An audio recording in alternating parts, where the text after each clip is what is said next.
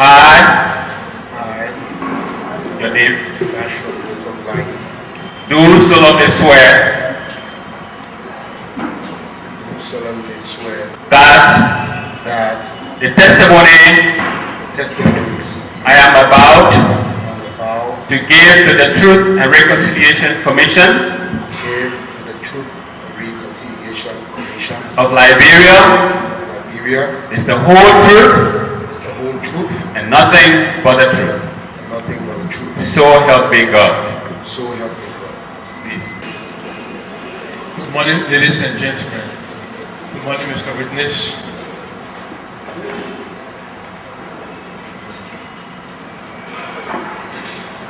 We want to say welcome to today's sitting of the Truth and Reconciliation Commission. Thank you, sir.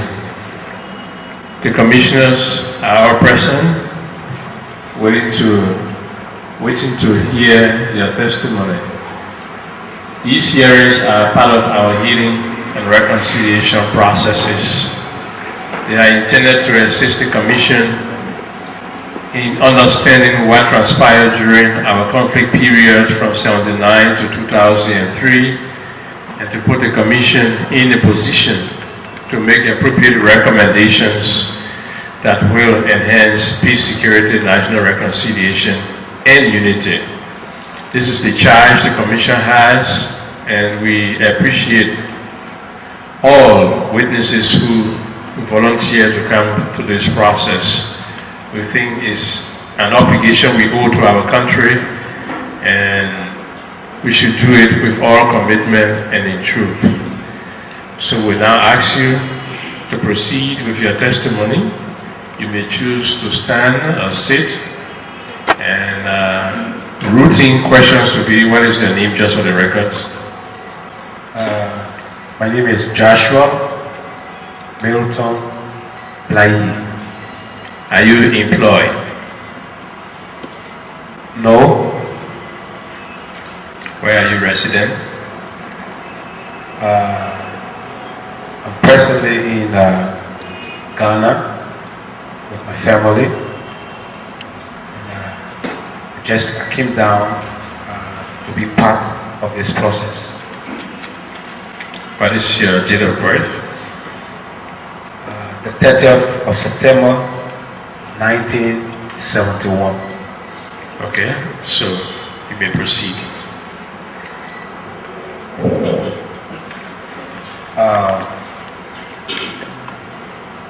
Again, I'm Joshua Milton Blahyi.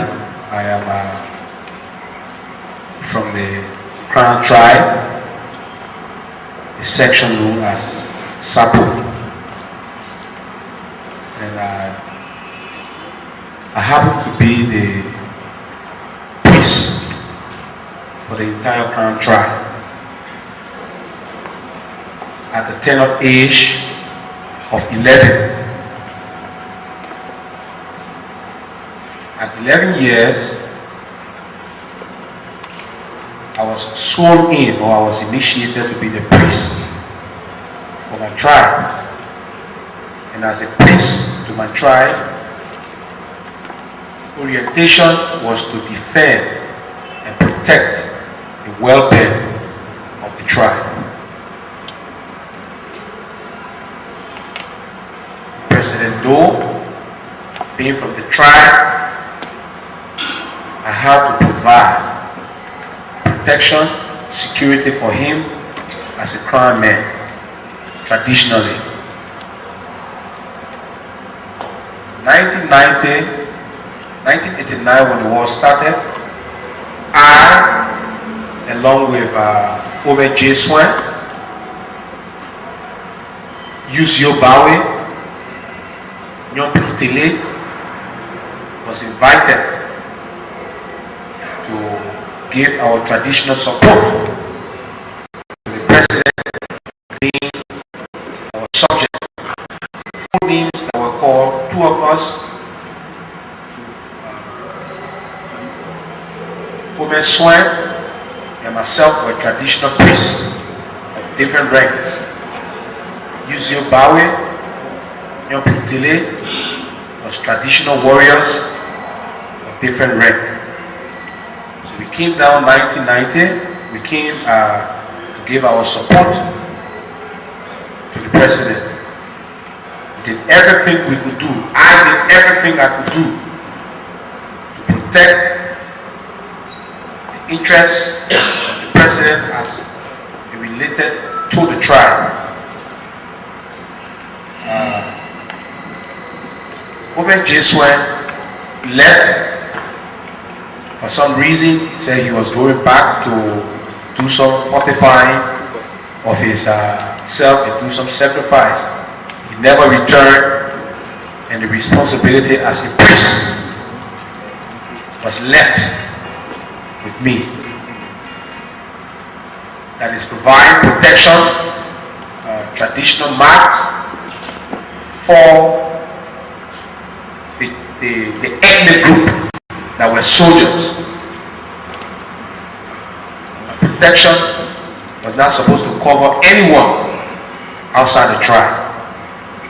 So everyone who were part of the tribe was giving them protection.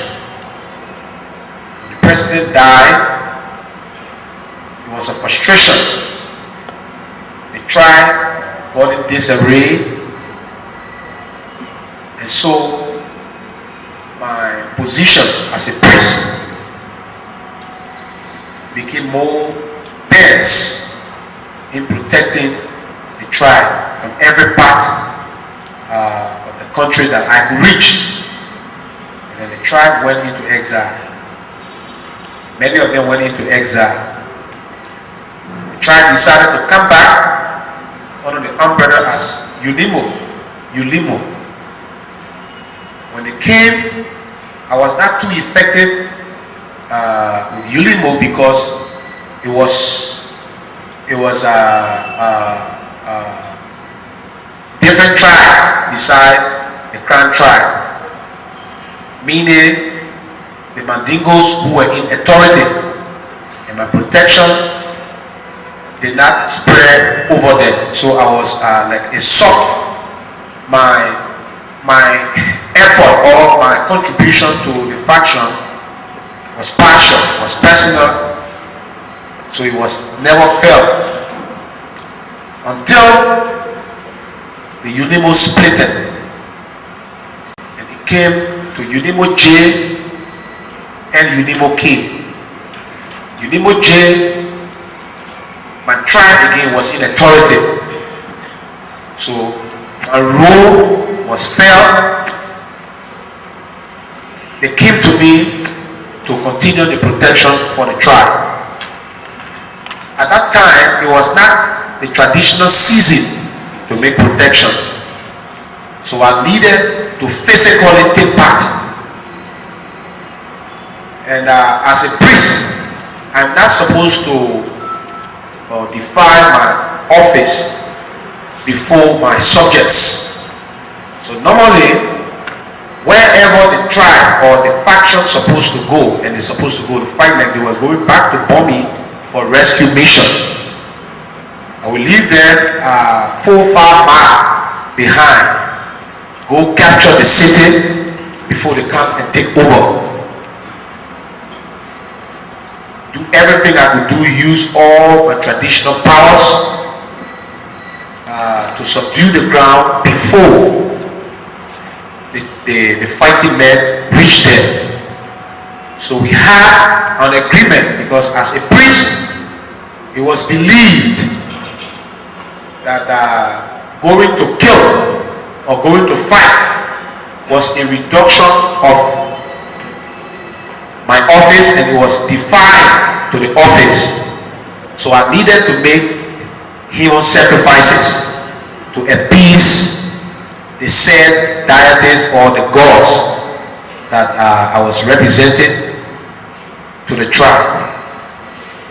That is where my physical action of destroying fellow Liberians came from. Every town I entered, the agreement was after the time is conquered or captured, they will give me the chance to do my human sacrifices, which include innocent children. It continued. Every time I capture ground, I will come back and rest. When there are intensive missions, the leadership again will call on me, and I will go back, accomplish those missions. After accomplishing the mission, I return. And accomplishing the mission requires human sacrifices. It will be agreed on between me and the political leaders.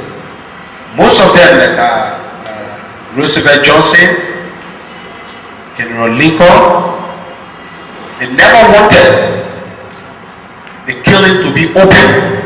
They never wanted the sacrifices to be open because they said it would damage their image as a faction, as a political, their political interest.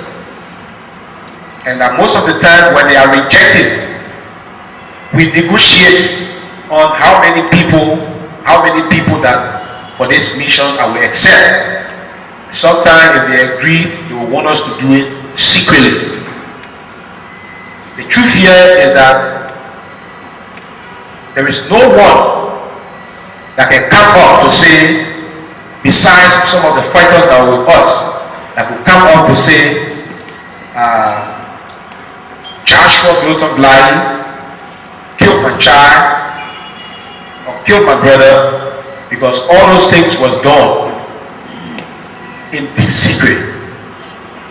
Like I said, beside the fighters, as we capture the town, the displays, innocent children are the ones who will be our victim. I was back in the town, and it was reported in Bombing Hill that one Dada, I think he was a captain of the ECOMOG, Nigerian contingent at the time, or a major, was given an assignment, a secret assignment by Mr. Taylor to defeat Unimo J of their arms and ammunition. And he was offering to the young guys, a small soldier, a bag of rice, $200 for each arm.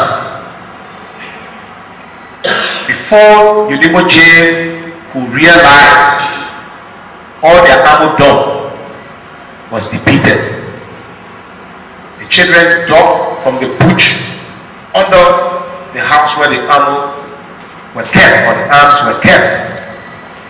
Right after that, we had an occurrence that Unimo K disarmed ECOMOG from Lofa Bridge, because the buffer zone between Unimo J and Unimo K was Bama. We were at Sobe, they were at Lofa Bridge. So ECOMOG had some of their men in Lofa Bridge to monitor Unimo K's boundary, and they had their men at Sobe to monitor our or Unimo J's boundary, while the actual division was in Baba. This day we saw ECOMOG retreating, and they said Unimo K disarmed them. And we insisted that if they said Unimo K disarmed them and they were supposed to be divided, Unimo K and Unimo J from fighting, and we do not have arms and ammunition, they cannot cross Bama. They should all go to Bama to sit there, or they should stay with us at Sunday. If they want to leave at all costs, they should give us their arms and ammunition, and also report that they were disarmed by us. For whatever reason, they refused. They were so bent in carrying their arms, and fighting occurred between Unimo K and Unimo J and ECOMOG. That was 1995. It was what led to the ECOMOG Amotep seas. In that, we fought with Epomok, and right after that, some of them ran